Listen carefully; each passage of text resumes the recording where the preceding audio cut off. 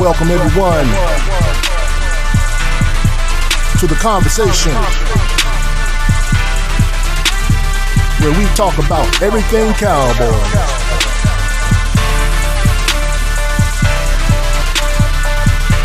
My favorite team, your favorite team, America's team. Here with your host, Coach Marv.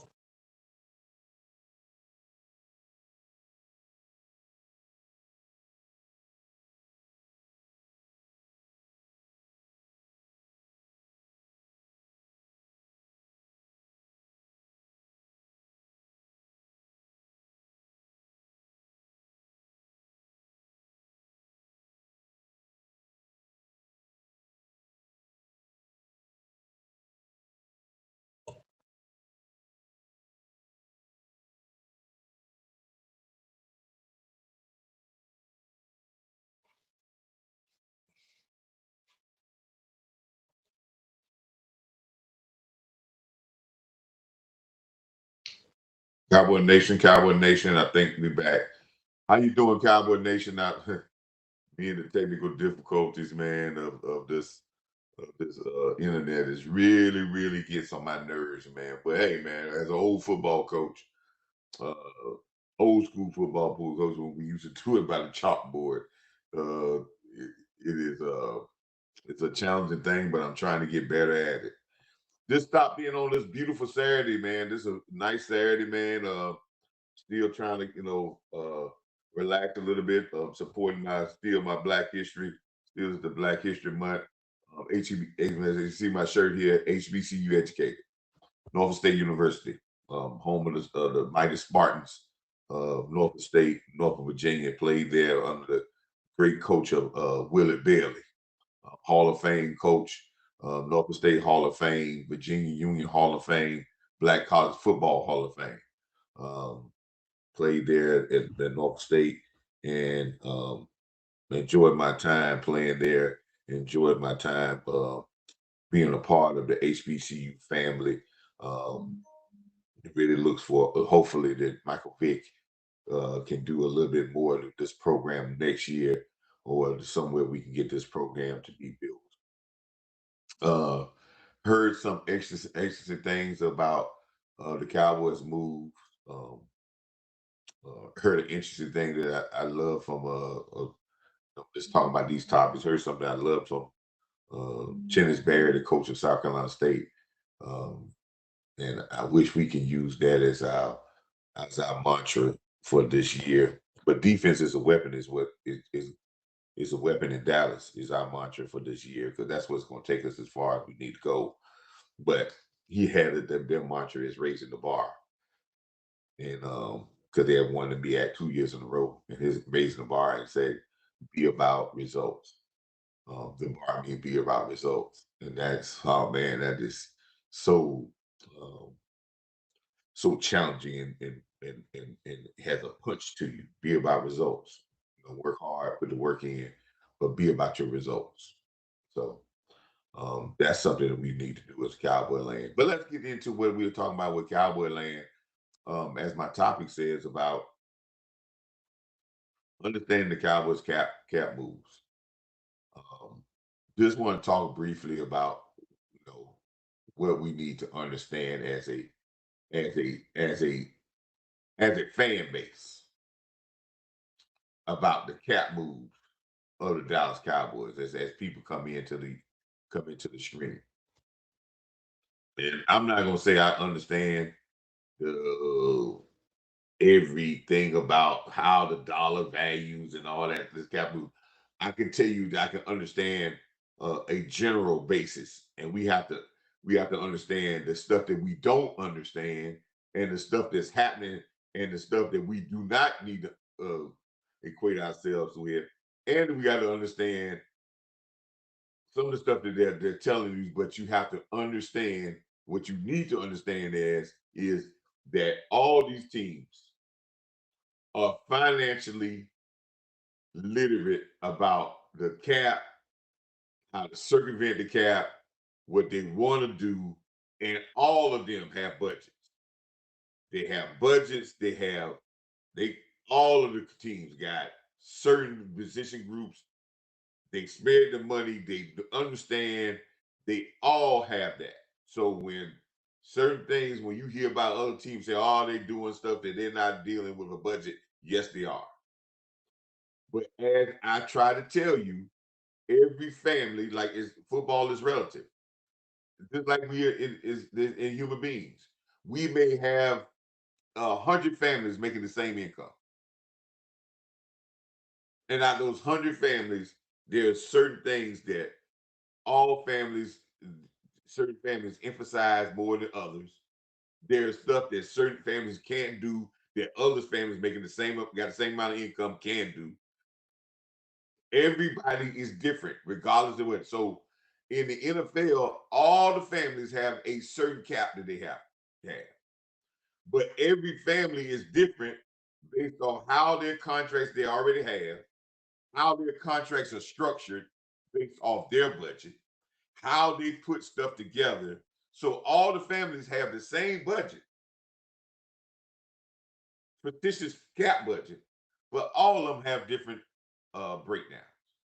All of them have different players that they have different types of players or star players, and some have franchise quarterbacks, some have franchise receivers, some have franchise running back. Some people have bigger, more franchise linemen. Every team has a different makeup. So what you apply for one team, you can't apply for every team. The cap applies for every team, sure, but you can't apply the rules of what this team is going to do based on what this other team going to do, because everybody's house is different. All of them have the same pot, but everybody's house is different. Think about it in terms of your own life. You can go in there and say, well, this person right here makes $200,000. They got $300,000 of income coming in the house. Whereas another person that got $300,000 income coming to their house. And you say, well, why this family can buy 3 Mercedes Benz and go on expensive trips and do a lot of other stuff, where this family can buy 1 Mercedes Benz, maybe a nice car, but they don't go on as many trips because what? You can't count what each family is doing and what they have structured in their house. So it can look like, say, okay, well, they should be able to do that. They should be able to do that. That's asinine for us to say, okay. That's why I said again, and I'm gonna keep this, and I want this to keep this before you about the George Pickens thing based off the market or how things have been done, and let you know the Cowboys in a different situation than a normal situation for a big time receiver. Yes, the cap says, okay, the stats for this year, this is what they're supposed to pay him.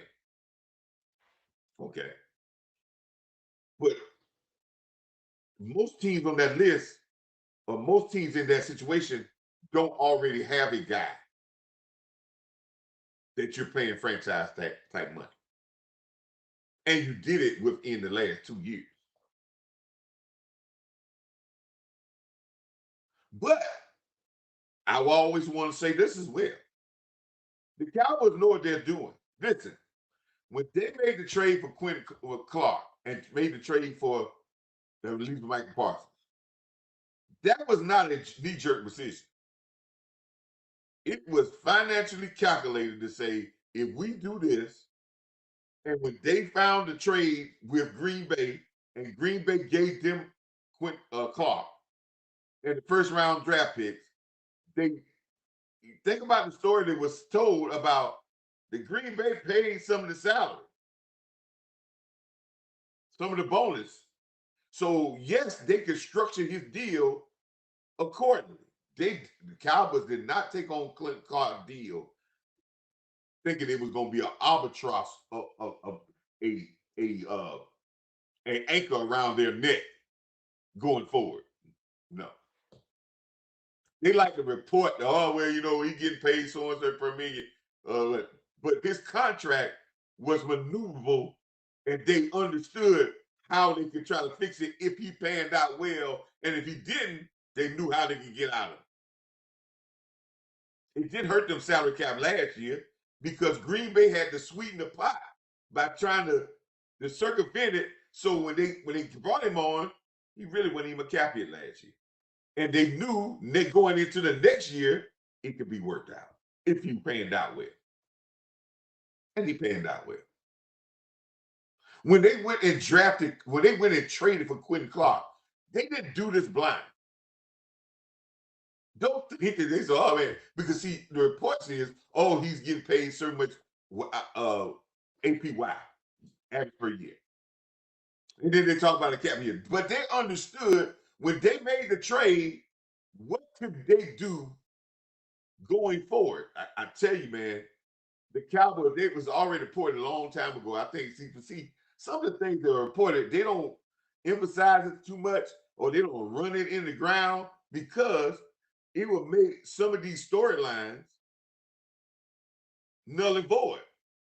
But they talk about the Cowboys got a big board that spreads out almost for 10 years about how they've been maneuvering their cap and what players is coming up next, what player coming up next, when they're going to do another deal, how much this person going to take, how much it may cost for that person, where the cap is going to be. Don't believe when y'all listen and say, oh, well, they don't know what the cap number is. They got to wait for the NFL come up. Listen, man, I've told y'all, I'm telling y'all this on times. The owners and the Players Association know about what the cap is going to be every year for the next 4 or 5 years, if not longer. They already know there's an estimate, and that estimate, listen, when you run this type of business, you can't be off of your estimates, or you can't be waiting at the end of the year to say, okay, I know, kind of know what they already know. And they almost are spot on every year. It may be a little bit off here and there, but you're not listening. When you're running this type of business, you do projections, and your projections can't be no more than about 10%. If less than that, off. And that's now if you do projections and they become 200%, 100% off, or 35 or 40% off, the people that's doing the projections are going to be fired.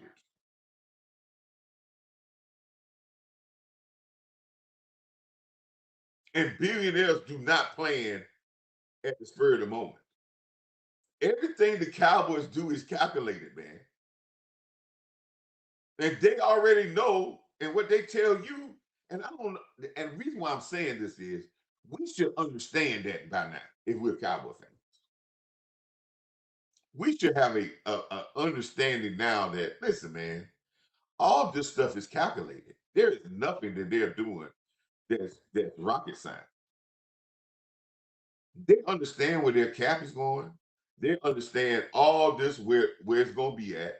And go back to my last video when I told you that the Cowboys could do anything they wanted to do. Go back to one of my videos when I talked about their cap room. I think I talked about their videos about being able to do anything they want to do and don't fall for the wee woo. What I've been to you is what's coming up. I told you in that video, March the 1st, or probably March, somewhere in March, the first week of March, the league year ends and the new league year starts. What did I tell you that everybody got to be?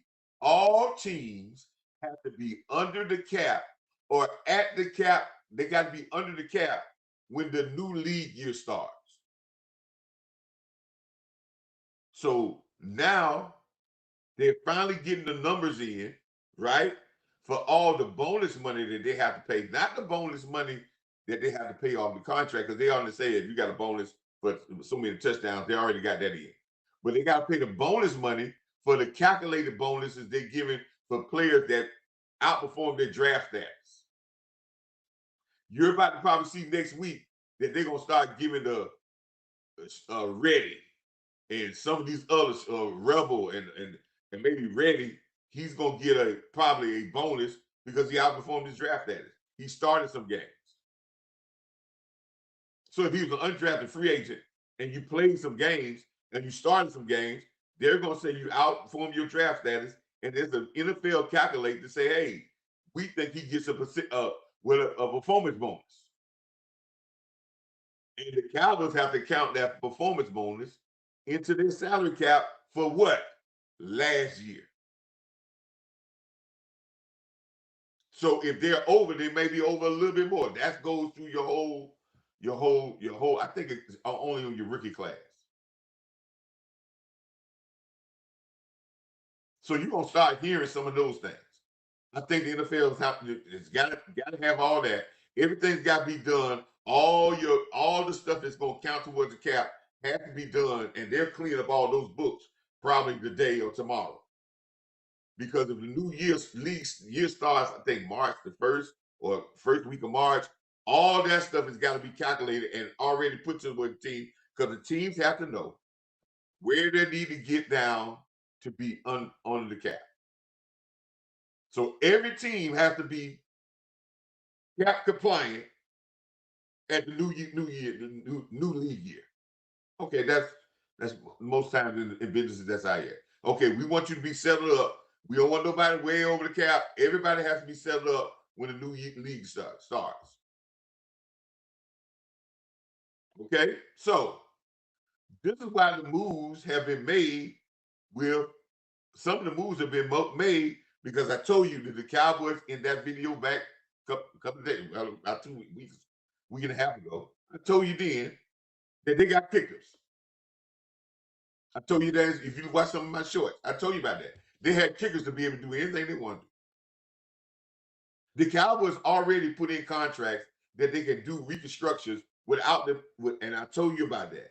It's reconstructions they can do without the player even having to sign off on it, because it doesn't change nothing of the contract. It just changed how the contract is structured and how they can move it around for cap purposes. It doesn't change none of the money that they guarantee money they're gonna say they're gonna give on the contract. It doesn't change any of that. It means it changes stuff into bonuses, or it pushes stuff back to what we call voidable years. Now, for all the people that's talking about Dak Prescott, now I'm gonna say something about Dak Prescott, because you know when you say Dak Prescott, you start going viral. For all the people talking about Dak Prescott getting $60 million a year, Dak Prescott contract is so cap friendly based off his structure that he always can give Cowboy $20 million every year. Okay. I guarantee you the rest of these people contract, these quarterbacks is cap friendly. Maybe Patrick Mahomes. See, Dak took the 60 million where we say APY. Yeah. And he got a sizable upfront, guaranteed money. But that gave them structure where they could do anything they want with his contract. See, nobody talks about that. The Cowboys love how Dak Prescott cap the number is contract is structured, because they know it doesn't hinder them from doing anything they want to do. For the last 2 years, they have just did a kick on Dak Prescott and released what, 20-some million dollars last year, 20-some million dollars, $40 million been added to their cap based off how that gave them a contract and gave them voidable years at the end. So Dak got his APY, got paid, but his friendly cap structure Allow them to do anything they want to do. But see, we focus on the $60 million a year and say, oh man, we can't do that. No. And they show you this every year. Last 2 years, they just do one kicker. Dak don't have to do anything. For $20 million is free. Doesn't stop Dak money. I guarantee you, a lot of these quarterbacks, these franchise quarterbacks, don't have kickers like that. That was the first quarterback to give his team what we call voidable years at the end of the contract. See, they don't tell you about that. See, they tell you about them, but they don't emphasize it because they want you to stay on Dak say, oh, Dak is just killing the team. He gave voidable years, which that means he had a contract and then he add 2 voidable years on the end. So now the team could spread his cap number when they get ready, like peanut butter. They can spread and get 20, or they could have spread and get 25, or they can even spread and get 30. They do it into the increments that they want to do with it. Same thing with CD Lamb. New contract, got voidable years. Now they can spread his. Same thing with Tyler Smith. You think why they went and signed Tyler Smith so fast? See, people talk about what they got a problem with the agent. Because Pickett's agent is the same as Pickett's agent is the same as Michael Parsons. No, they don't. Tyler Smith got the same agent too. He got his deal done like that. Why? They needed to do Tyler Smith deal last year, so because they could be able to get a contract where they can spread it and get money when they needed the cap relief.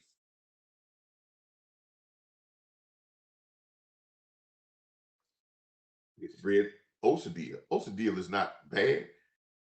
First year, they can spread his, get cap relief. Terrence Field still got some money that they can spread to get cap relief. Every contract that the Cowboys sign, I guarantee you, your Ferguson deal can spread and get probably $8 of what? Cap relief. Every deal the Cowboys do, they do it in a structure where it can release some money for them to get cap relief. Second thing, every contract the Cowboys do, it's got what we call an out year. They probably spread the first 2 years, they push it back, and then when they get to their third year, they don't spread it anymore because if they feel that later on they're gonna be out of it, they'll get out of it. But the first 2 years, they're gonna use that kicker. They use that first couple years with Diggs. I mean, the first year. Yeah. And then when the second year, when they don't use that kicker, guess what? Any year that they don't use the kicker, and you don't hear them do a restructure on a big contract, guess what? Now, fans, you know that this player is probably almost out of his guarantee money, and two, the out year coming up next year. And they're thinking about getting out. I'm not telling you that there's not no. Go back and research. They're doing it over and over again, and what we're doing is we're thinking in terms of like because they want you to think that they're broke. They want you to think that, oh man, everybody done something in the cap room. We can't do that. Now listen, it's two people that know that they know about their job with the cap. Who's the two people you think? Who are the two people you think that knows how about their cap room?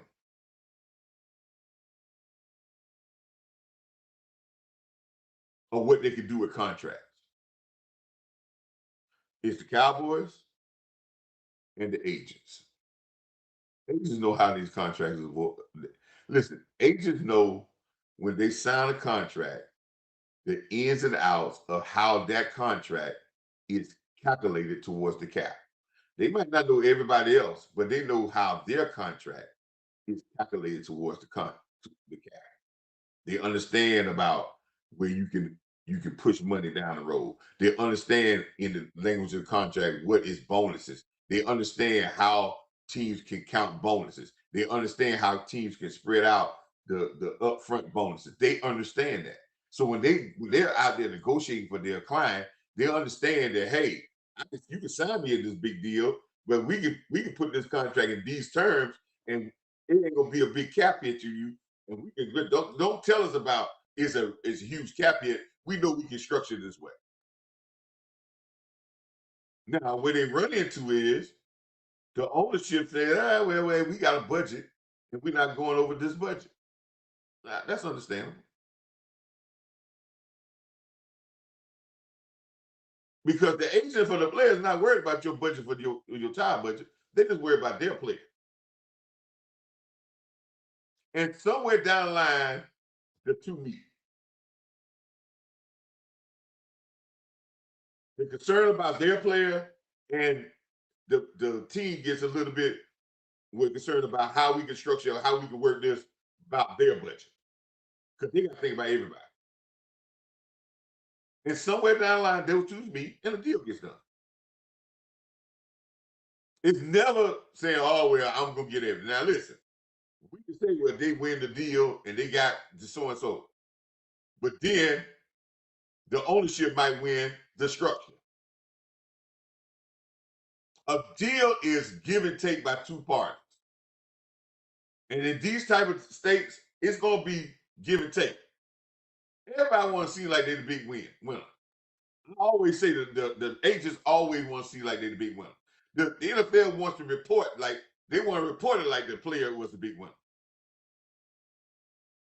Nobody wants to report. Listen, the NFL understand it's better for them to report the player is the big winner for publicity purpose.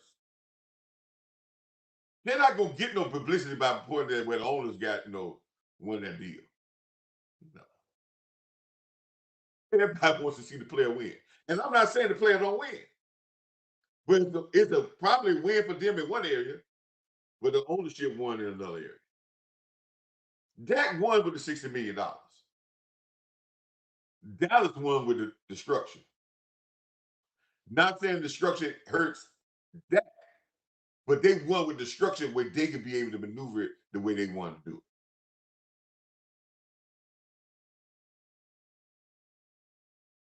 it. That's how these things go. Now, if anybody want me to debate me on that, want to say, hey, I'm not saying none of nobody's calculations about what the cap paid and how it paid in the last years and all that. I always say again, contact. But the Cowboys could do whatever they want to do. And when they got Quentin Williams, when they got Clark, when they traded Michael Parsons, when they signed Tyler Smith, when they signed CeeDee Lamb, when they signed Jake Ferguson, they understood everything that they need to do. When they signed Javonte Williams, all these things, we're going to say it's cap friendly. Well, they got a contract. They understood it's all in a piece of pot. Now, can you get anything you want? Can you just do it any way you want? No. It's some things that you're gonna have to say that I can't do it this time. It's some things that are not gonna go the way you want to go. Think about our life. In our own budgets, it's the same way, man. Everything ain't gonna go the way you want it to go. Everything is not gonna fit in the way that you want it to fit. But this move that they made with freeing up this money was two purposes, twofold. Twofold. One, they need to get under the cap because of what? League rules said everybody, when a new league come in, everybody got to be under cap. So they went ahead and did this. Two, they got probably the numbers of what the incentive bonuses are. So they got all their numbers now. Three, they may be looking to do a similar move early on. And they are not going to release all the money they can get until they get ready. Remember, I always said they put a portion out there. Out that portion, probably about 9 million, 10 million is going probably I think about $9 to $12 million. Think about it. Whatever the cap number is, cap available number. They tell you this all the time. Nobody listens to it. They tell you every year. It's gonna take about 10 to 11 million, maybe 12 million to sign your undrafted free agents and your draft class. So all the new people you bring in, I'm not talking about free agents. I'm not talking about free agency. I'm talking about undrafted free agents after the draft and your draft picks. You said, well, coach, this $11 million, two first round draft. The NFL makes it so easy. So when you structure their deals are already pre-ready. When you structure their deals, they're always going to be cap friendly. So the NFL has structured it so it only be maybe about $10 to $12 million across the board. That's going to hit you cap wise. They don't want you to be your hands to be tied with bringing in new talent. They're going when you get your hands tied and you start bringing in free agents and you sign your own players on a second contract. That's when you got to make your maneuvers. But they already know it's going to cost that amount of money to sign their draft class. So whatever their cap is, minus out by $12 million. Because they got to have now they may have a switch they can kick later on that's going to free up. They already know they can say, okay, we can kick the let's say we can kick the switch on this contract. It's going to give us the amount of money we need to sign our draft picks. They already know. They already know who they cut. They already know who they're releasing.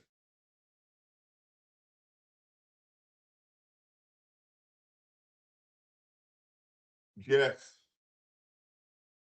They already know who they're cutting. They already know who they're releasing. They already know who they're going to try to lowball to bring back. They already know these things, people.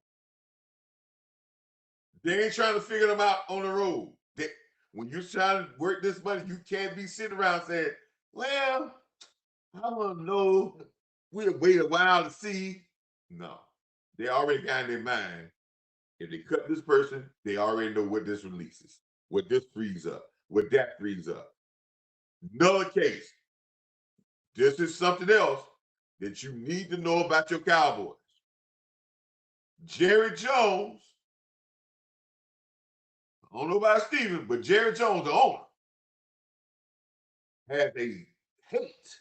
And I'm gonna say that. Say that word. That's a strong word. He has a hate. They're paying dead money.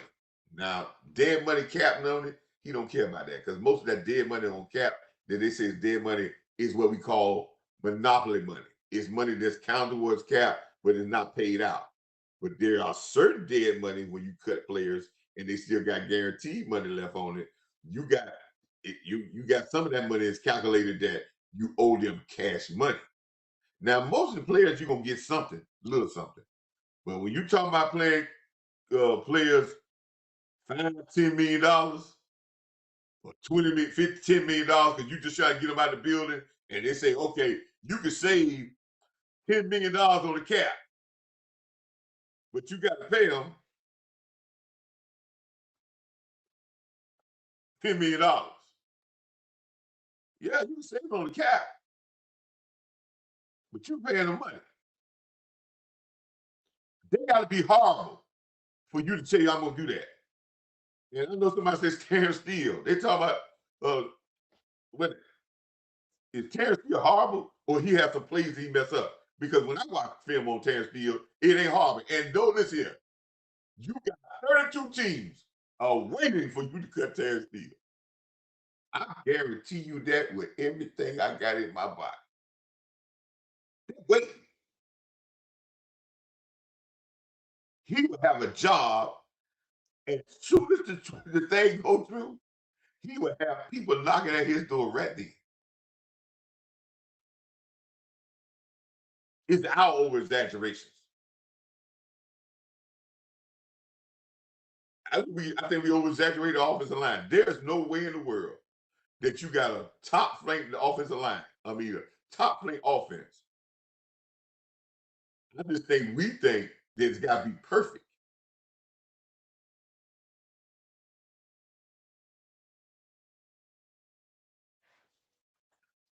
And we nitpick when we see a bad play, we just go crazy about that. We can have 17 plays in front of that. And I always learn this about play. I always tell people this. If you got 3 or 4 bad plays in a game, especially at this level, you playing against pros. You think you gonna win all the battles? They get paid on the other side too.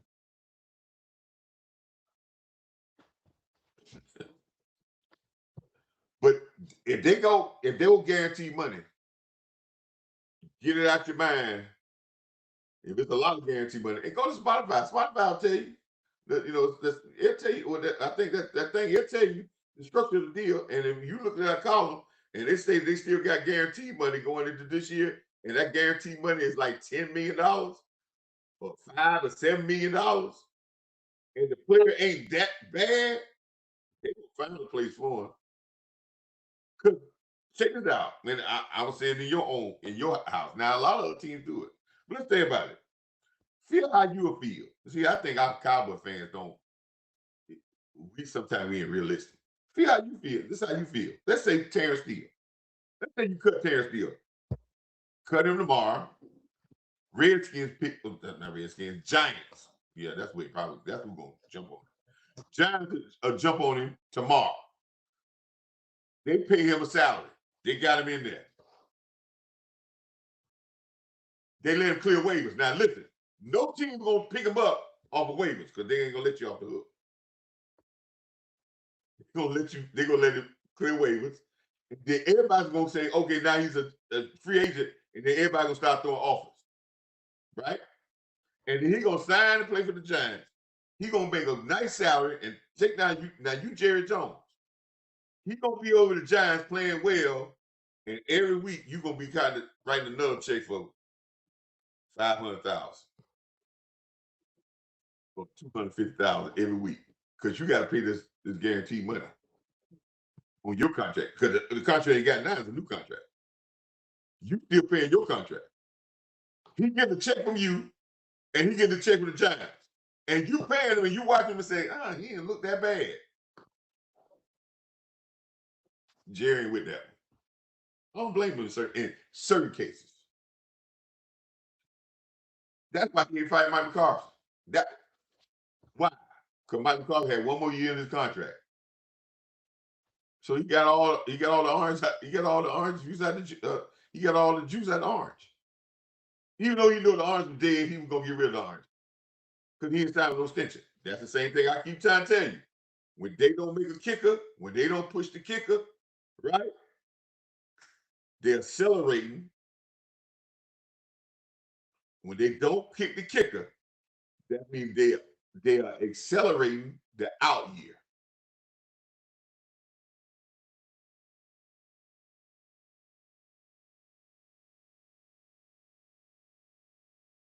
Rework means that's what they're doing. That's what they're doing. They're not reworking the deal. All the deals got kickers in. All the Cowboys deals, when they say reworking, that means they probably accelerate some bonuses. Because all the Cowboy deals got uh got kickers in. And when they say $20 million a year, his cap hit has never been $20 million. His cap hit probably will never be $20 million or $20 million until he gets into the last years of the contract, and then you're talking about non-guaranteed money. Because you convert some of that in signing bonuses. They got all these measures. I say this again. I'm go over this again. Say this. The NFL loves to report APY.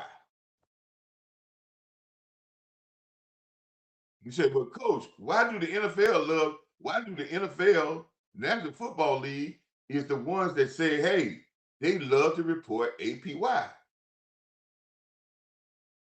because the NFL wants you to think that these contracts, where some of them are not guaranteed, well, most of them ain't guaranteed, that there is an APY that they'll get this average per year. And I keep trying to tell you, the average per year is the years of the contract, the amount of guaranteed money divided by the years of the contract. Not the total of the contract. That's a fictitious APY. When you start saying, oh, he gets $20 million a year. No, but he ain't guaranteed that whole money. When it at the end, if he stayed at the 5 years, be like, or stayed at 4 years, like, well, he should have this amount of money. No, he only got what he got guaranteed. Now, you have to spread that APY on the books, which we call fictitious money. And we can work that fictitious money. We can spread it out over 2 years and whether this, that, but the players don't get that APY. Maybe Deshaun Watson gets that, but they got that structured where they spread that all over the place where he get money after the contract over with. But he's gonna get all that money. Why do the NFL wants to push APY? Does anybody tell me why did the NFL wants to push APY? Why they want to just say every contract is if you got $100 million contract for 20 years, but you got $100 million contract for 5 years, they say, oh, you get $20 million a year, but you only guarantee 80 or 75. And most times the team ain't gonna give you nothing but that 75, and they're gonna restructure or they're gonna get rid of you. Did you get all of it? No. So why do the NFL want to push APY? Right, church is a better sale, and they gotta look like it. They gotta have something to make them look comparable to the NBA and Major League Baseball. Because the APY in Major League Baseball and the NBA is damn skippy. Because everything is guaranteed. The Dodgers of outfield signed for $700 million in for 10 years. They might pay it out in different increments. They might pay it out this way, that way, but he's gonna get all $700 million. And yes, it really, if you want to average it out, it's $70 million per year. When LeBron James or these other NBA players get the mega extension, they're $240 million, and they say what the APY is per year. Now they might structure it different where they pay them a lot more money at the end, but they're getting every penny. So if you want to average it out for the years of the contract, that's what the average is. The NFL wants to look like that. What if they went and said, okay, yeah, the API is that, but really it's not 20, it's not, listen, that contract is not 60 million per year. Now he got most of his money guaranteed, but all of it ain't guaranteed. He falls around, if you really look at his contract, around 54, 52. Yeah. Yeah. Then when you add some voidable years in there, it falls down even less than that. The agents want you to say, my client got $25 million a year. The agents want you to report that. Why?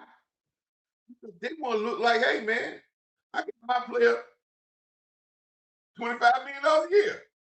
The agents know that they ain't getting all that money.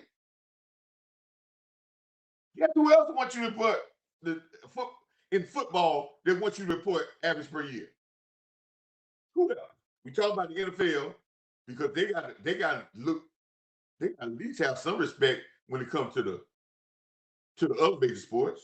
We talk about the agents because hey, they're trying to have props so they can get more more clients. Who else wants you to say the APY? It ain't the fans, it's the players. The players want you to say APY because they want to look like they're the big shot. They want to walk around and say, oh, I'm getting $25 million a year. I'm getting $60 million a year. But when they go, their agent and their accountant say, you ain't getting no 50, you ain't that. It might be 40, no. It might be 38, 37. But it ain't that. Because the only thing you really count is the guaranteed money. Now, what we do is, when we get to the end of that contract, what they do is say, hey, like Zach Martin. Zach Martin got a contract, and I keep trying to tell you just how it went. If y'all believe me, go research it. Zach Martin last year was coming up at the end of his contract. The year y'all talking about he held out in training camp. All his guaranteed money was going to be paid that year. He had 2 years left on his contract. He held out because the last year was not guaranteed. You said, I wouldn't know, not the great Zach Martin. Zach Martin, see what they just did with Ezekiel Elliott. When Ezekiel Elliott, they held on to Ezekiel Elliott, and when Ezekiel Elliott guaranteed money ran out, guess what they did? Send him on down the road. And he was still on the contract with the Cowboys. He still counted against the Cowboys cap the next year. $6 million. But that $6 million was what? Monopoly money. Not cash money in his pocket. Monopoly money. So Zach Martin wanted to play 2 years. Why do Zach Martin want to play 2 years those last 2 years? Anybody know why Zach Martin wanted? Because I don't think Zach was talking about he's going to play 3 more years. I think Zach had already had a plan. I had told people that prior because the Cowboys didn't do no kicker to his contract the last 2 years, right? So I already knew that was about to happen. I tried to tell y'all that, but everybody, I said, okay. But why did Zach Martin want to play those last 2 years? And why was it important for Zach Martin to get a little bonus for that last year, get that last year guaranteed and a little bit of raise? Because I think they gave him like a $4 million raise. Why was that? Do anybody have a clue? Was it because Zach Martin really wanted to play? Yeah, somewhat. But your retirement get based off your last 3 years of your salary. Hello. Anybody in the church want to say amen? So the last 3 years, his last year was his biggest salary year. Hello. So when they start calculating his pension,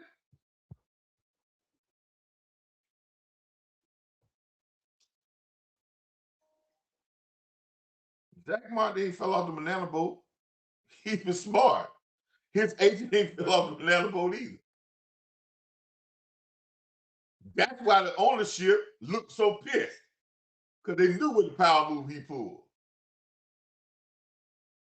Yes, and they understood with Zach. That's why it went so easy to get him signed, because he already knew. Because Zach already told you that he had told the Cowboys that he wanted to play another year. And remember he said they didn't follow through with their promise? Because what Zach thought they were going to push the can down the road and do the kick thing so he can get that last year guaranteed and they'll spend. But the Cowboys say, we don't want to kick the kicker no more. Because we're going to think about, letting you go and see when your guaranteed money go out. They might have kept him, but they're going to say, well, we're going to release you, Zach, and let's come back on a little cheaper deal. You think Zach want a cheaper deal and he about to retire? Because that's going to mess up his. So that's why a lot of players don't like to do that real cheap deal. They know they're about to go out the door. This ain't checkers, baby. This chess, man. And when you get to the end of your road, you got to think about yourself. Zach wanted to play 1 more year. He got that year plus $4 million. Then when he left, he still counted towards our cap. But that money he counted towards the cap is what? Monopoly money. But he got all his money. Whatever that contract said, he got it all. The guaranteed and the non-guaranteed. Because he was balling. And if you're a baller, you're going to get all it. Patrick Mahomes signed a 10-year, $250 million contract. Everybody say, well, he only get $25 million a year. But Patrick was going to get, they didn't guarantee all of it, but they knew he was going to get all of it. Certain players, even though they ain't guarantee all of it, they're going to get all of it. Because they're going to keep on so they get all of it. Some players, the majority, 90% of them ain't going to get all the guarantee. Ain't going to get the duration of the contract. They're only going to get that guarantee money. And if they get another, if you get another contract, if they say you get to the guarantee money and then they give you another extension, what they do is, let me give you another thing, of why first round draft picks, when they get extensions, why it's easy to give them extensions. This is to be really good. They done told us this. We act like we ain't hear it. Okay. First round draft pick comes in. Right? They got 4 years and they got the option for the 5th year. And the team got to sign to get them in their 5th year option. They got to get so they guarantee that now. Their money is guaranteed. So when you kick in, you're guaranteed in that 5th year, right? Why do teams come up in the 4th year and say, let's try to work out a deal? Why? Is because this. They give you an extension, they guarantee the 5th year, that's part of your guaranteed money. They add that money on, and then they add some more money for the next couple of years. So they got money already added on to the contract, and that money was already going to be counted, so it makes it easier on the cap going forward. You already got money to play with your first round draft pick because you got the 5th year option money to play with. That helps you spread the money and gives guarantee, because we guaranteed last year and then we spread the rest, then we put some more money on top of that. But when you're a 4th round, when you're a non-first round draft pick, everybody got 4-year contracts. Why that Prescott contract is so hard? Stephen Jones told us about this. He told us, they said, man, Dak is a little hard. When you draft a quarterback, he's not a first round draft pick, and he's on got a 4-year contract. Dak's first contract he signed with the Cowboys, and when everybody told me he's making $60 million a year, his first year contract with the Cowboys, what, 4 years, $7 million? Yeah. Let me say that again. 4 years, $7 million. And he was starting from day one for the Dallas Cowboys, winning games. And they were paying him 4 years at $7 million. And we crying about he making so much money now. Yeah, he was minimum wage. So what happened was, when that contract came up at the end, you ain't got no money to play with. Same thing with Purdy. You ain't got no money to play with. You ain't got no, you can't, what you gonna add? That little $1 million he got, you did it 3 years, you're gonna say, ain't no money to play with. So all that big money is fresh money. When you're a first round draft pick, you got some of the first round money that you can add together, and that's, you got some money you can play with to spread it out. But when you try to do a guy like that only had $7 million at the beginning, now you add big money. Same thing with Purdy. So you got to be very creative in how you get those guys into it. You love to draft a guy and get an undrafted free agent, and he become your franchise quarterback. Ain't that many that have done it.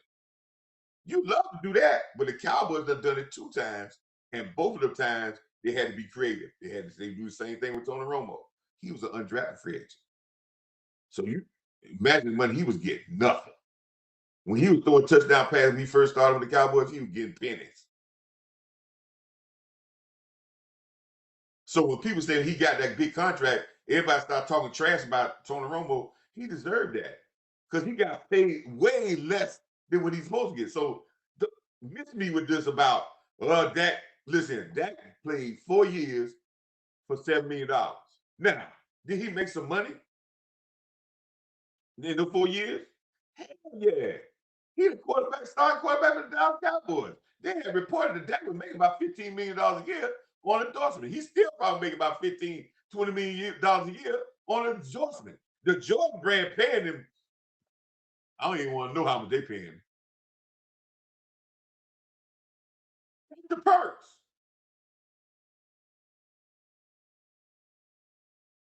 But it wasn't the salary money. Michael Jordan didn't care. He was never the highest paid. Last year he got paid 1 year contract, $30 million, but all the time he wasn't worried about that because his endorsement was paying big money. So now you understand why the NFL promotes APY. They promote it because they want to look good. They want to look like that the billionaire organization is paying their players very well. They may be paying them very well, but they are not getting paid nowhere close as the big time soccer players, the big time NBA players, the big time Major League Baseball players. Because all of those people contracts are guaranteed. So when you see a Major League Baseball player sign for 6 year, $240 million, yes, 240 divided by 6 is what they get per year. When you see a NFL player get a 5-year deal, 5-year, $200 million, next you need to read the next statement and say, how much is that guaranteed?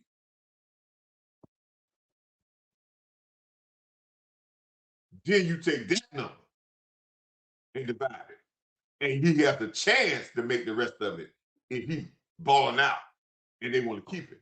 But most times in NFL, you get a extension for 5 years. There ain't too many people get paid 3 times. Quarterbacks, there ain't too many other positions get paid 3 times. You may have a guy to get paid 3 times. It's not that many. Because their level is going to fall away. It's not going to stay at the same level. This is not PlayStation John Madden where there ain't nobody get tired, ain't nobody get hurt. When you play Legends, now you going out there and still playing with Jerry Rice and Joe Montana, thinking that they never get old. They never fall off. They still play at the same level. That just real life ain't like that. Even when they start winning, they still ain't playing as better as they played before. Circumstances get better. So, yes, don't get hooked up with that APY. That's what they want you to do. Because they want to look like they, and I'm not saying the NFL is bad, but they want to look like that. And the Player Association going to go to them and say, hey, man, we want guaranteed contracts because, and then the players are falling for it too because, hey, man, that's cred. They want to go out there and say, man, I'm making $60 million a year. Because NFL and Major League Baseball players have been making $60 million for the longest. They like to say that, man. They rather say that. They don't want to say what they're really making. Because I think OSHA deals, basically, when you break it down, is around 15, 16, maybe 14 million, 15, 16 million dollars a year. Maybe less than that. When you look at the running back, Devontae Williams, it's at 8 years, 3 years, 24 million.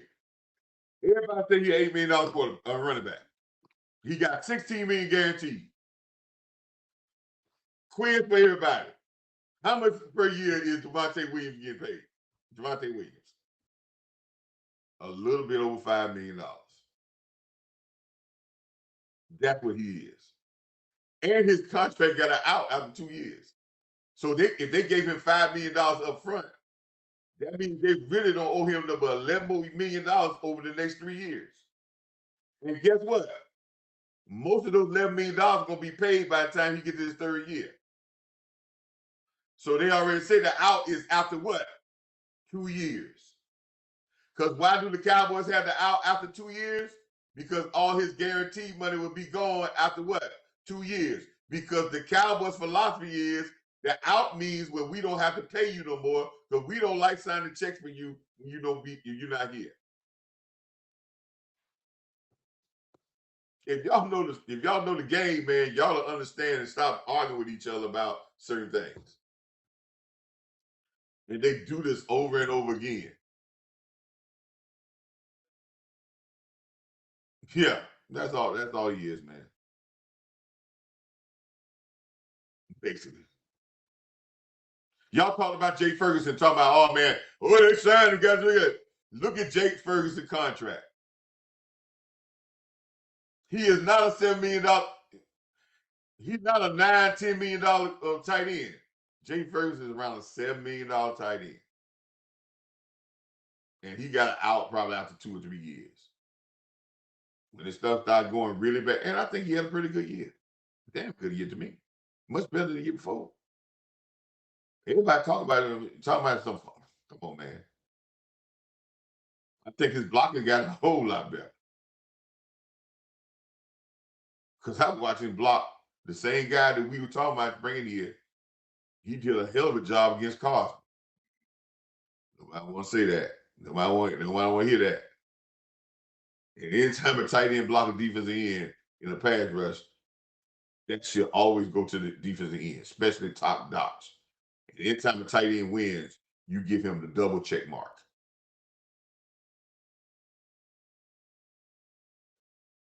But every time the Cowboys signs up, Church, I'm gonna tell you something, Church, with it like this. And I know y'all say I'm talking to Church, but I'm talking to all of y'all. But every time a Cowboy signs, anytime they sign, even though Honey Lipke, anytime the Cowboys sign and stitch up to a player, guess what we do? Oh, he got paid. He got paid, and the contract might be poo-poo.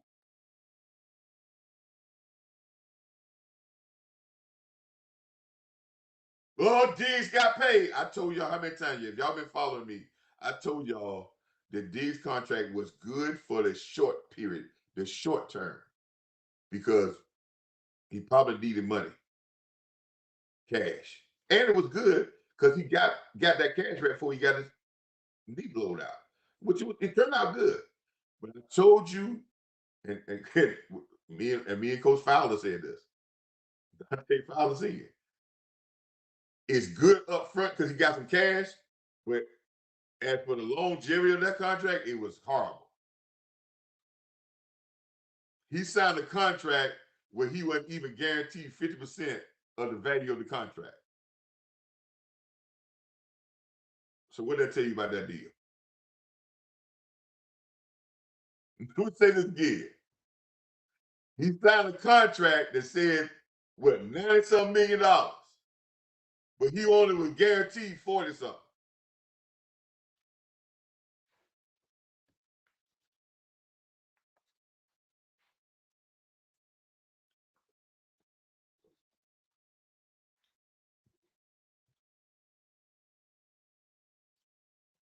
I'll tell y'all this. Look at everybody's contract signed. If you want to say that the player won, when you get the contract and they says, let's say this, if they say 5 years, $100 million, and they say the player is guaranteed 85 million, say that player won that deal because he got 85% that guaranteed. The average is around 65, 60 to 70% guaranteed money of the total contract. If you see a player to get a 5-year, $100 million deal and he only guaranteed 45 million, he got that to make himself look like he's a $20 million player. And all y'all gonna say, ooh, he's a $20 million guy. And he wants y'all to say that. And guess how he probably fell into that deal?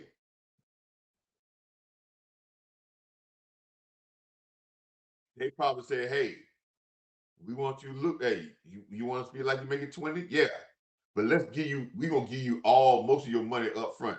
We're gonna put out that 100 million, you only getting 45. We're gonna give you 20 million, $25 million in the next upfront, and then probably the next less than 12 months, you're gonna get most of that money up front. Guess what he said? I'll take it.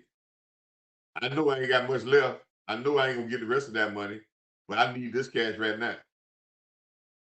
And I'm gonna brag about I'm getting this amount of money per year, but after I get this money, I ain't got too much money left to get. If I don't perform, y'all finna cut me, y'all finna let me go. and then I can try to find another contract someplace else. But I know I ain't gonna get all that. I'm just taking the guaranteed money because I need cash. It happens all the time, man. They supposed to say, "Hey, you need cash." Don't people do that? Don't check car loans and people like that all the time. We give you some money up front. Don't they do that all the time? Because you need cash right now. We know the deal is pitiful on the back end. Don't that happen?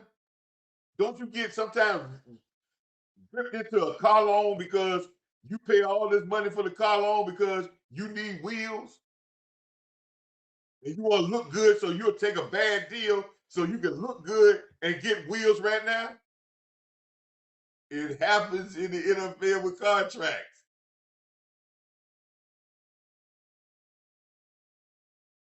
And the Cowboys, they prey on, listen, man, you don't think they know everything Pickens spent his money on? Do you don't think that the Cowboys ain't investigated and got some people to look in to see how much Pickens, how much, how Pickens to handle his rookie money? You don't think they look at that? You don't think they look into that? Somebody in the chat, y'all people in the chat, tell me, y'all don't think that the Cowboys look into how they guys spending their money? The ones they about to sign. I'm gonna say this and then I'm gonna get to that outside linebacker thing, Church.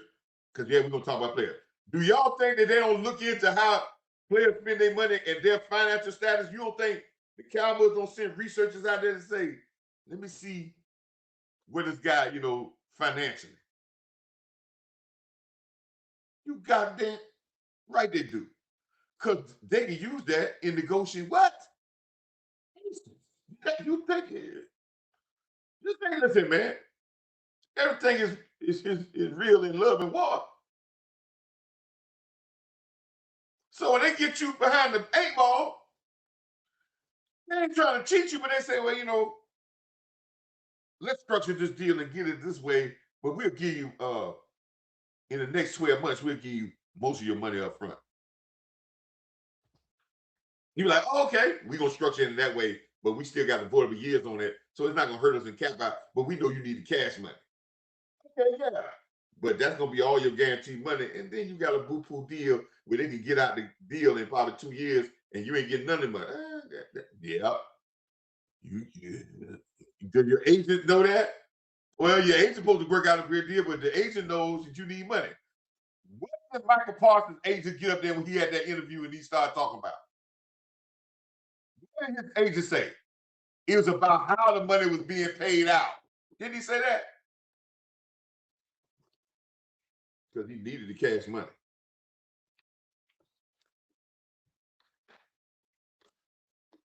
And Green Bay paid it out the way he wanted. Yeah, they gave him APR, but they paid him out the way they wanted. The Cowboys wanted to give him a deal, but they wanted to poo-poo the way they paid it out. Now, let's go back to what somebody was talking about linebacker. This is a great question. Let me see what first. Let me put this up first. Church said this, and I'm coming back to you, Ghostface. I'm gonna come back to you in 1 second. All right. Church asked about a linebacker. What outside linebacker choices that we're listing outside linebacker targets? That's the question he put.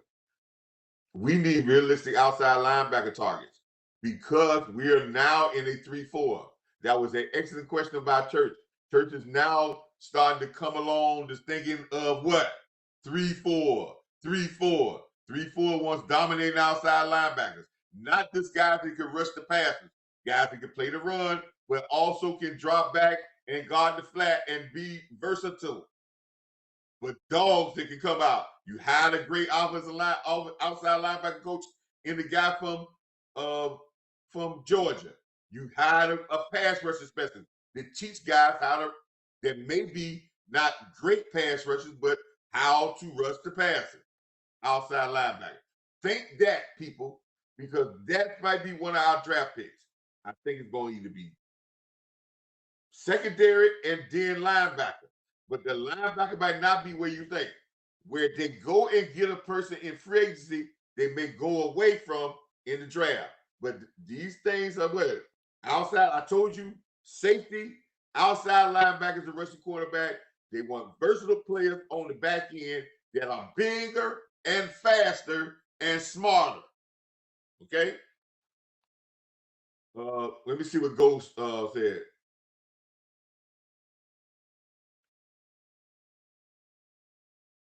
Okay, let's look at what he said here. He said they released Logan, and that's how they signed Williams. That's right. They're one of my last show. I say when you see the Cowboys release get money. Now they released Williams. I mean, released Logan, signed Williams.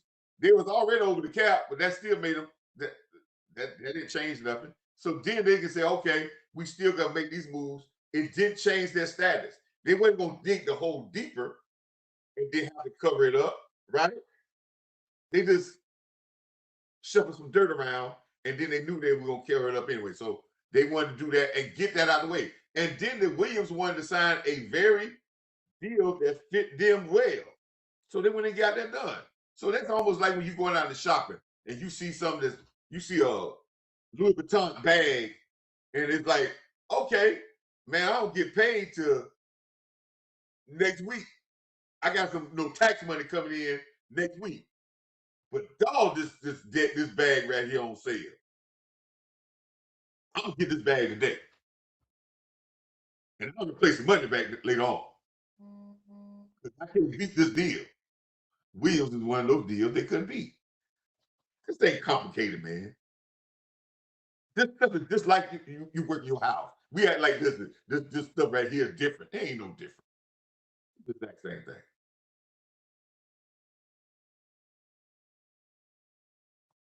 Some people think the pick is gonna go. Well, I said I wasn't gonna get on the Pickens thing. Let me explain something again. The Cowboys are in the next few days. Stephen O. Jones had already started. He already started the campaign to say that CeeDee Lamb is our best wide receiver. That's gonna come up in negotiations. Some people say, "Well, no, that ain't got nothing to do with me." Well, it ain't got nothing to do, but it's gonna come to say, "Hey,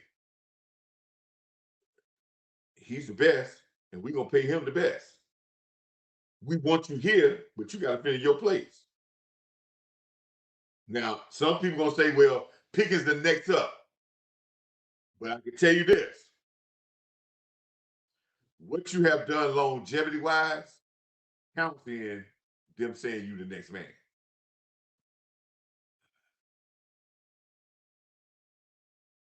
Because again, look at all the other case scenarios.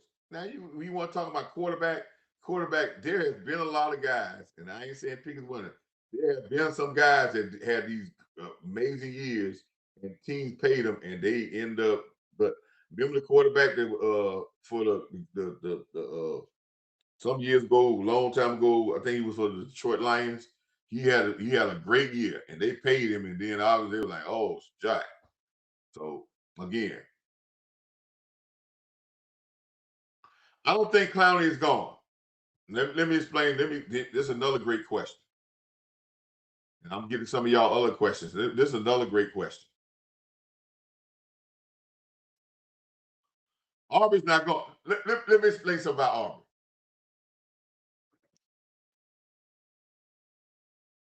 Y'all getting the real truth. And anybody want to test me on this?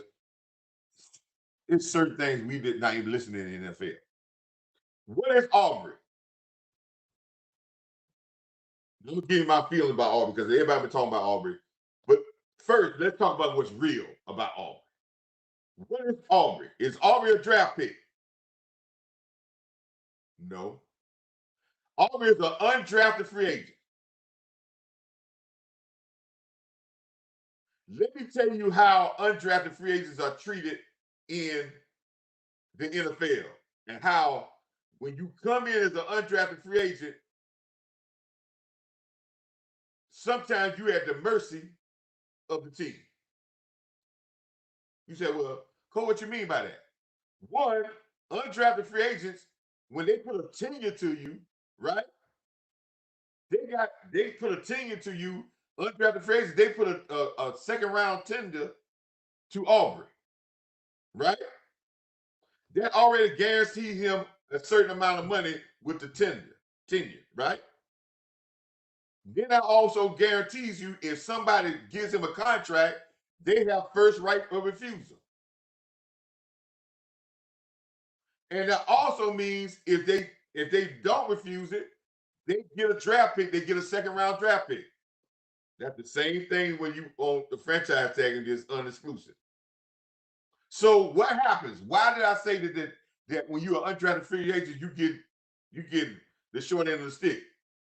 The Cowboys can keep him for that money as a tenure. When they kind of sign him as a tenure, he signed already. He can't go nowhere else unless somebody else give him a contract off.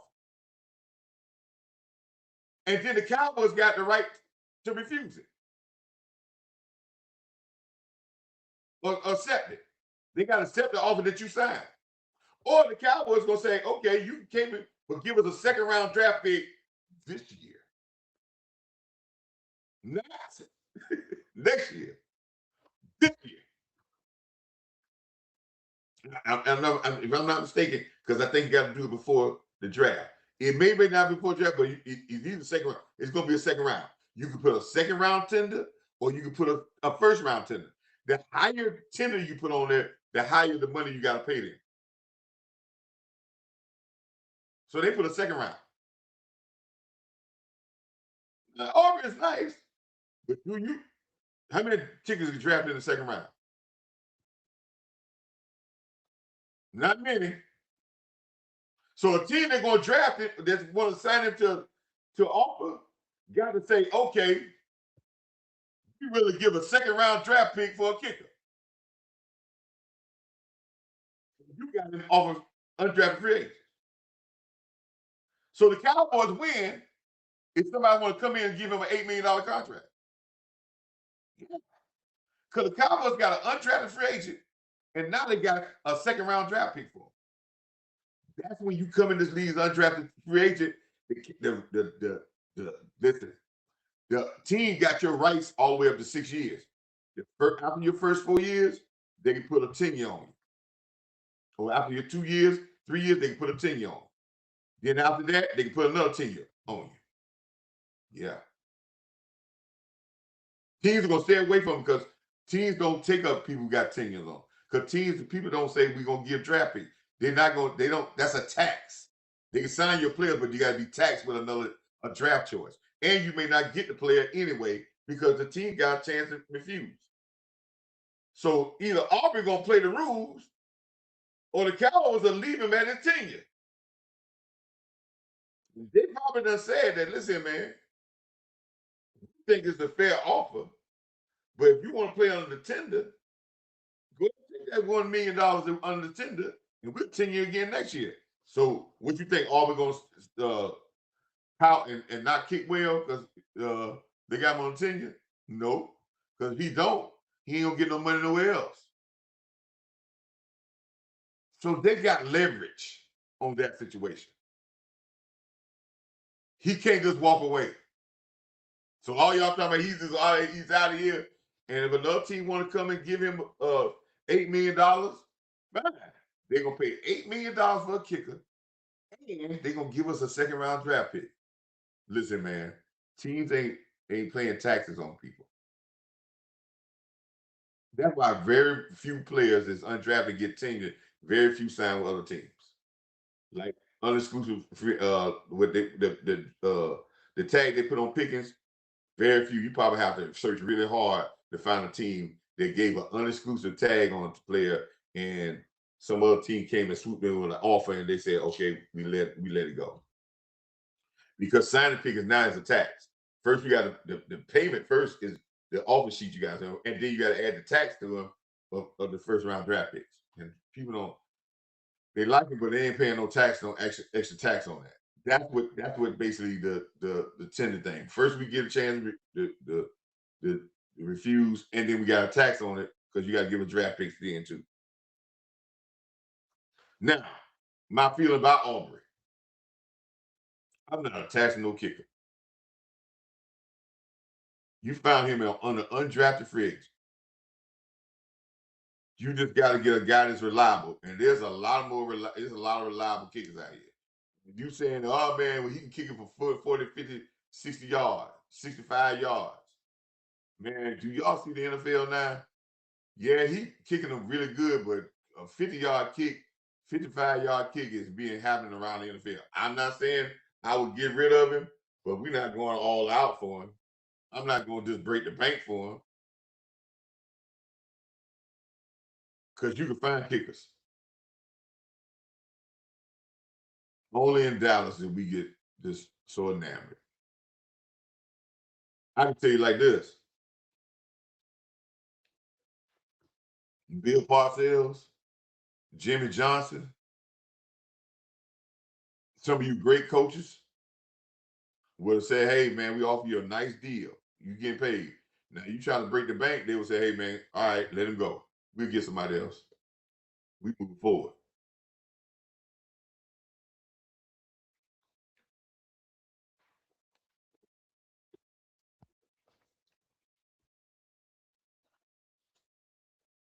How that goes. Clowning, I just think they didn't want Clowney at the right price. I think Clowney first price might have been a little bit. And when they talk about fit, Clowney got to put a little bit of weight on to play that inside D tackle spot. There is no defensive ends in this. He can't play. I don't think that he can play outside linebacker. He ain't never played. He's always been a D and he can play inside, but he can't play inside at that weight he at, looking like he a sprinter. If he put a little bit weight, get a little bit more, a little bit bulk on him, not fat, but a little bit bulk. Yeah, count him not, and he'll be a rotational player, not a starter, but a guy that's gonna give you some good downs. I like Clowney because I know he got high IQ.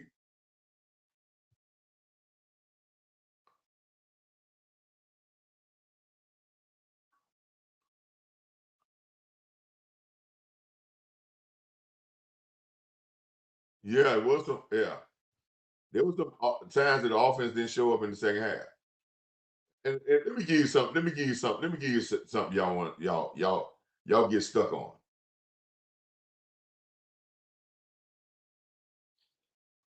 context. Remember I said context.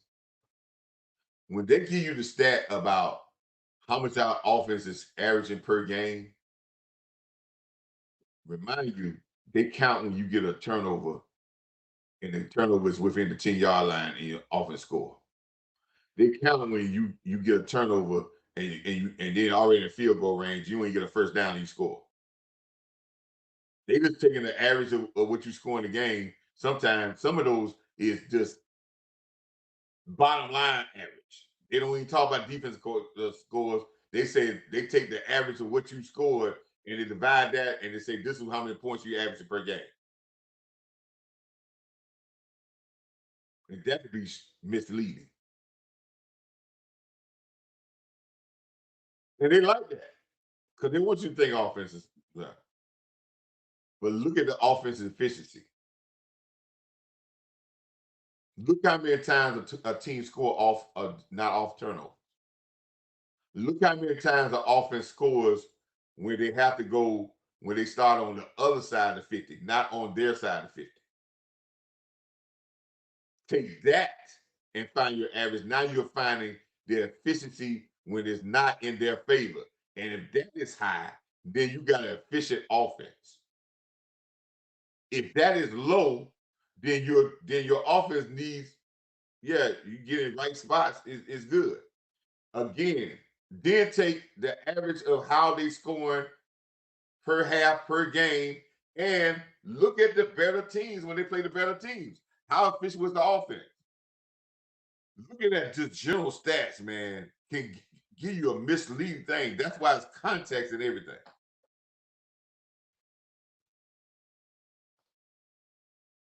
I would say this, and I'm going to leave you, man. I listen. I heard Schottenheim conversation. There's a video I did back during this season, right?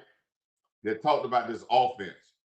this offense that we had last year. And I got on Schottenheimer and after the games and said, hey, our first down efficiency was horrible. Go back and check. I did this video during the season. And then yesterday, he talked about first down efficiency, that we got to be much better. Yeah. I said that last year, Shot, and you was horrible on first down. Anytime during the last 2 years, when we get positive yards on first down, our offense is rolling. Now listen, let me give y'all what I mean by that. Everybody loves to throw the ball on first down. I hear a lot of people say, well, coach, we run the ball too much on first down. We got to throw the ball on first down. Well, the rule of throwing the ball on first down is this. Bring your ears in and listen. You'll be a much better football watcher if you know this first rule. I don't care if you want to throw the ball on first down, but you better complete 85% of those passes. 85%. Because every pass you throw incomplete puts you behind the sticks. And when you get behind the sticks on first down, the average chance of you getting the first down drops 25%.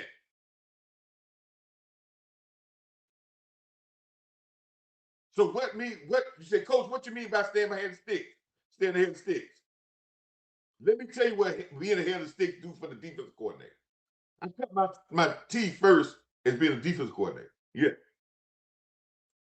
Let me tell you how much a defensive coordinator panics when the offense stays in front of the sticks. When the offense that he's defending stays on schedule.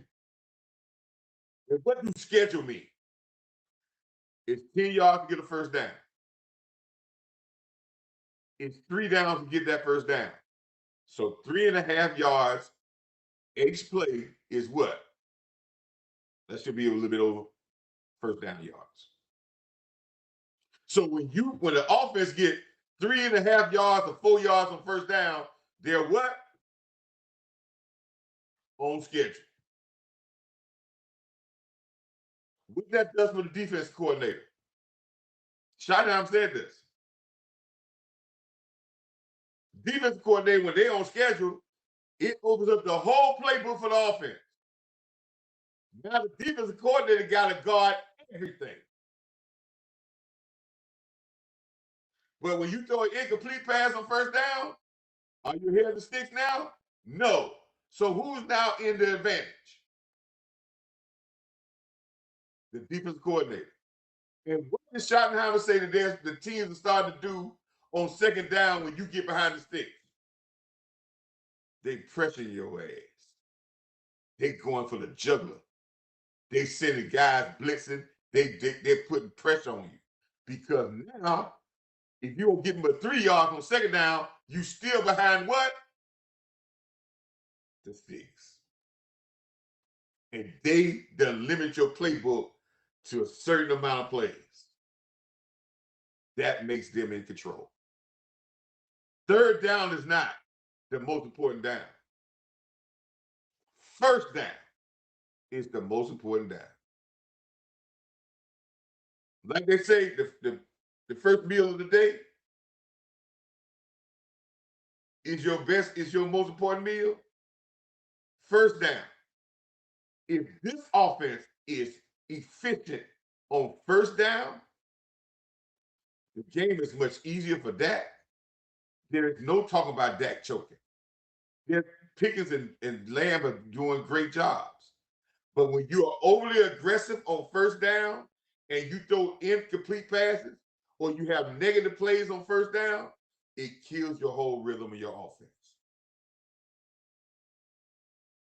So if I give you a pass, Dak, and I said this in the year, if that pass is not there to Pickens, that pass is not there to CeeDee Lamb, I automatically want you to check that ball down. Because the objective is, if you throw the ball on first down, if you ain't got it, complete the pass. Check it down, get it out there, and the running back gets 4 yards, guess what? We're still ahead of the what? Sticks. And we're still in control as an offense. But the quarterback is important with that too. He has to understand the rule. If you throw the ball, if you check into a pass on first down, the rule is what? Complete 85% of those. Because we're not going to be aggressive on first down and get behind the sticks. That don't mean you don't throw the ball deep. But you better be on point.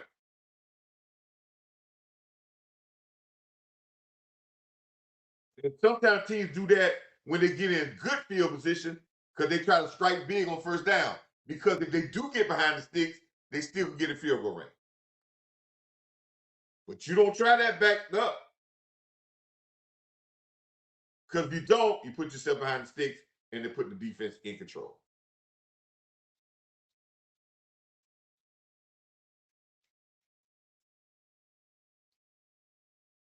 I'm not saying that the defense is, and listen,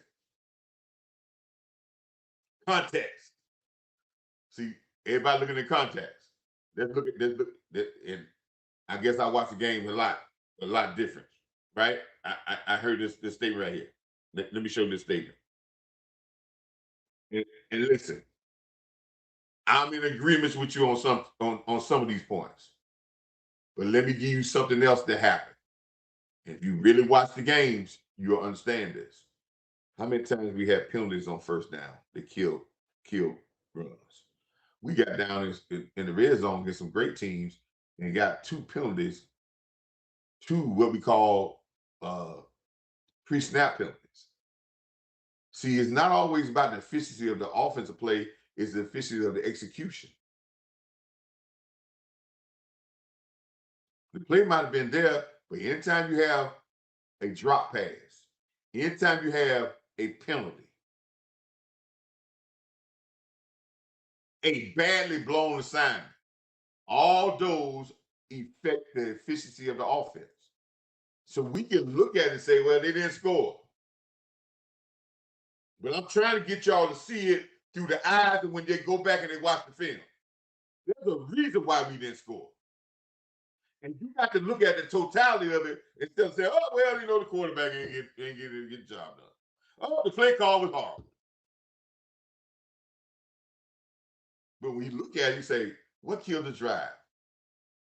I remember I can remember 3-4 times that we get down there and top, and we had penalties by a left tackle. Then we had one by a right tackle. Then we have a person foul. All those are negative plays. And when you play against, and I understand what he said about playing against better teams. When you play against better teams, guess what? You can't have those type things. See, we can play against bad teams and make those same mistakes and then turn around and get another 10 yards on the next play. But when you play against the better teams, right? You got to execute to the running up. So that's where you got to be with execution. But great comment. Great comment because he's looking at the efficiency in their bigger games. Great comment though. But let's dig a little deeper. Look at, listen here. When you go to the list, there's a stat that says penalties by offense in what we call scoring territory. We almost led the league in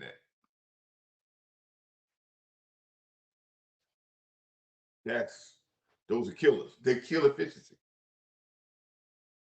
They kill efficiency. But great comment though. And it's about the details. And then that's what the shot and have had to work on. And the offense had to work on details. Just like I said, the offense, the first down is the most key down. First down is the most key down for the defense. Because once the defense give up 4 or 5 yards on first down, they're always on their heels. And your play calling is crazy, man. And you know all these teams like to run these fast-paced offense. Y'all watching offense, and I'll say this, man, I've been on here a little too long on that. But y'all know when y'all hear these, you see these run and shoot, these fast-paced offenses, and you see how a lot of teams now have stopped doing it as much. But they try to run a play every so-and-so to try to keep running fast plays. Well, one thing let me tell you about those offenses are not calling different plays. No offense is called the same play with with two different things off each play. They can't get plays in that fast. They call the same play or just one other play. So they may go all the way down the field on three different plays. But they run them so fast. You know how you stop that type of offense? Stop first down. You stop the first down, then you start seeing them slow down. The play instead of going to the next 10 seconds, it takes 25 seconds to run the next play. Stop first down. But if they get big yards on first down, the offense get faster and faster and faster and faster. But if you stop first down, you slow everything down. That's how key first down is. I hope we have learned some things. I hope y'all take some of these things and take them to just basic knowledge. And a lot of it's common sense. Just don't jump around with certain things, man. But I hope we learn some things, man. I hope we learn some things about the cap, about the Cowboys philosophy, how they roll with this thing. Hope we learn about some things about football, how we do efficiency, context, all those things that matter. This is why this show is called Coach Marv Real Talk. Coach Marv Real Talk. Some people gonna dispute it. I just say let stuff play out. And when stuff play out, I mean, I ain't never say I was always right, but I ain't far off.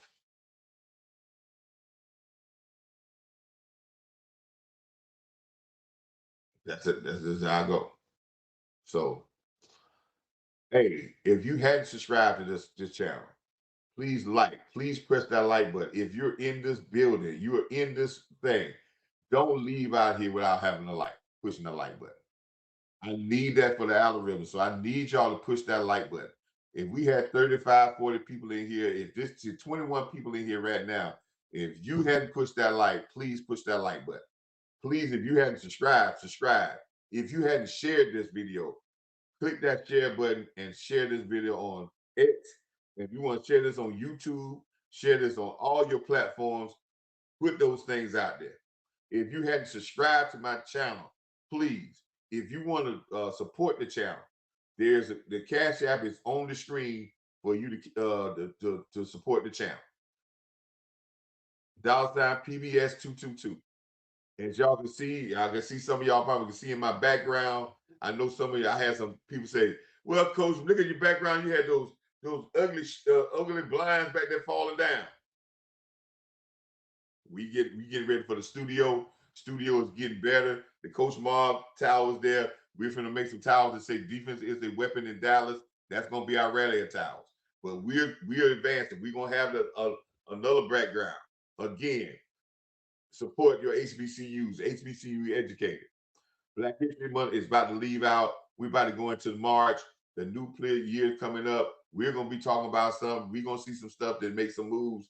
They're gonna make some moves, but this be disciplined and say, hey man, we're putting the team. This is Rome was not building today, and this thing is being built. So if you want to cash out the program, please, man. Hey, all the money we need to do those things so I can go ahead and get this rest of the studio and some of the programming I need so I can get the backdrop, and somebody. And I'm trying to get a producer so we can get some of these animated things in here as well. So if you want to support the channel, please cash out, support the channel. But just make sure you hit that like button and always stay, with me because I'm gonna ride with you. But I always say this, I always end my show with this way. Nothing or no one can stop God's will. Some people might not like that, but that's the truth. And this team is going to go as far as this defense is going to take us. Defense is going to set the tone for everything we do. It's going to make our offense more efficient. Yes.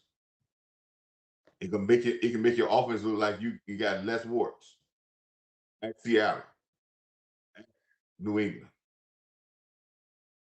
If their defense wasn't as good, their warts would have came out even bigger, and they might not be in the spot they were. Defense is where we're going to get this. I say it again. Defense needs to be and will be a weapon in Dallas this year.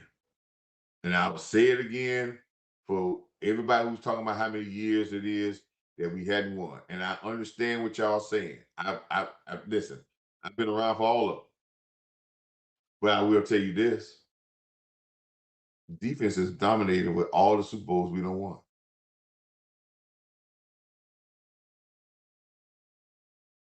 I'm saying it again. We have never won. We have never played the NFC Championship game, a Super Bowl, or won a Super Bowl without a top 9 defense and a top 5 running game.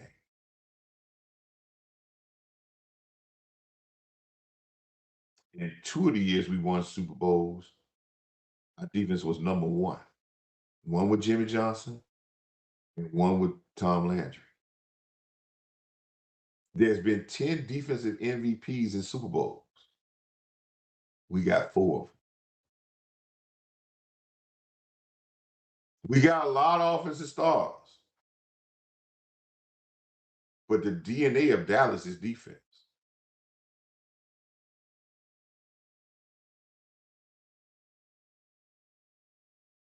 And I'll go back and say it again. We got one guy that's supposed to be in the Hall of Fame. 2 guys. It's because the multitude of guys need to be in the Hall of Fame. Harvey Martin needs to be in the Hall of Fame, and Dan Woodson. That's just the name too. Billy Joe Dupree maybe need to be there as well. Herb Scott might need to be there. Check these names out. You go back and do your research on these guys.